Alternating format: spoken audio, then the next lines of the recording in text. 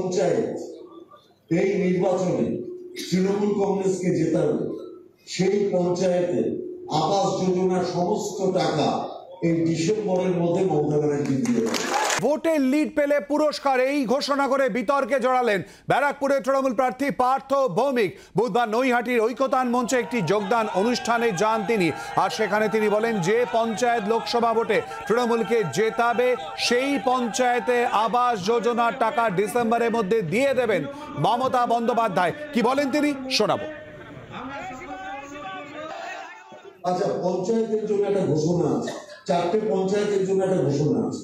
আজকেই সাংসদ অভিষেক বন্দ্যোপাধ্যায় বলেছেন যে এটা আমাদের ঘোষিত নীতি, যে পঞ্চায়েত এই নির্বাচনে তৃণমূল কংগ্রেসকে জেতাবে সেই পঞ্চায়েতে আবাস যোজনার সমস্ত টাকা এই ডিসেম্বরের মধ্যে মমতা ব্যানার্জি দিয়ে দেবে।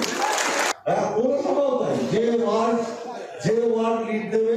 আচ্ছা, এই 30টা ওয়ার্ডের মধ্যে আবার নির্বাচন কমিশনের নালিশ হবে। আমি রামডাঙ্গায় গিয়ে বলেছিলাম যে অঞ্চল লিড দেবে তার প্রাইজ আছে, নির্বাচন কমিশনের নালিশ হলো। আমাকে সাংবাদিকরা জিজ্ঞেস করলেন কি প্রাইজ দেবেন, আমি বললাম অকুণ্ঠ ভালোবাসা, যারা জিতবে তাদের ভালোবাসা দেবে।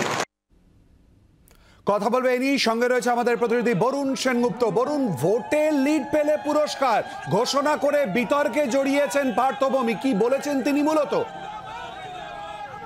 এবারে তিনি যেটা কিন্তু বলতে চেয়েছেন যে ভোটে যদি জেতান, অর্থাৎ যে পঞ্চায়েত ভোটে জেতাবে, যে পঞ্চায়েতগুলি ভোটে জেতাবে সেই পঞ্চায়েতগুলোকে কিন্তু তিনি বলছেন যে সবার আগে টাকা দেওয়া হবে। সেই টাকা হচ্ছে আবাস যোজনার টাকা তাকে দেওয়া হবে, এমনকি তাকে সেই পঞ্চায়েত এবং সেই পৌরসভা তাদেরও পুরস্কৃত করা হবে। প্রথম যখন তিনি পঞ্চায়েত নিয়ে বলছিলেন তখন কিন্তু পঞ্চায়েত তলার থেকে, অর্থাৎ যারা পৌরসভায় থাকে তারা বলে পৌরসভাকে তাহলে দেওয়া হবে না, তখন তিনি বলেন হ্যাঁ পৌরসভাকেও কিন্তু পুরস্কৃত করা হবে।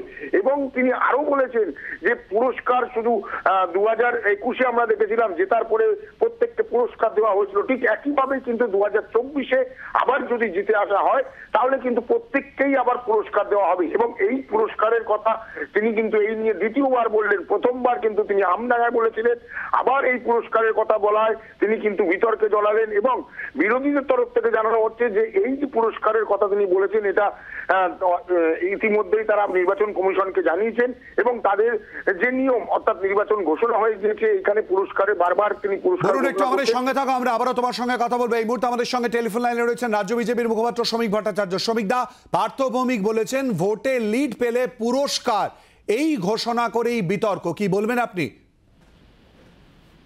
না, পার্থ ভৌমিক যা বলেছেন তিনি নতুন করে কিছু বলেননি, তিনি তার মন থেকে কোনো কথা বলেন। তৃণমূল কংগ্রেস যেভাবে চলে, তৃণমূল কংগ্রেসের সংস্কৃতি, কর্মসূচি, তৃণমূল কংগ্রেসের এজেন্ডার কথাই তিনি সহজ সরল ভাবে দৃঢ়তার সঙ্গে মানুষের সামনে তুলে ধরেছেন।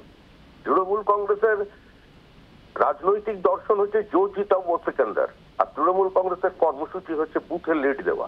তো স্বাভাবিকভাবেই পার্থ ভৌমিক সেটাই বলেছেন। তৃণমূল কংগ্রেস এই যে জনহিতকর প্রকল্পগুলোকে রূপায়িত করছে, মুখ্যমন্ত্রীর যা যা প্রজেক্ট আছে, এই প্রজেক্টগুলোর উদ্দেশ্য প্রান্তিক মানুষের আর্থসামাজিক উত্তরণ নয়। এই প্রজেক্টগুলোর উদ্দেশ্য হচ্ছে মানুষকে পণ্য ধরে নিয়ে তাদের এগুলো পাইয়ে দিয়ে তাদের নিজেদের গদিকে সুরক্ষিত করা। তো পার্থ ভৌমিক সেই দলেরই একজন নেতা, সেই দলেরই মন্ত্রী, তো তিনি দলের যে কর্মসূচি সেটাই তিনি বলেছেন, এতে পার্থ ভৌমিকের সমালোচনা হওয়া উচিত নয়। ধন্যবাদ শ্রমিক দা। বাংলার আওয়াজ, বাঙালির আবেগ, জি 24 ঘন্টা।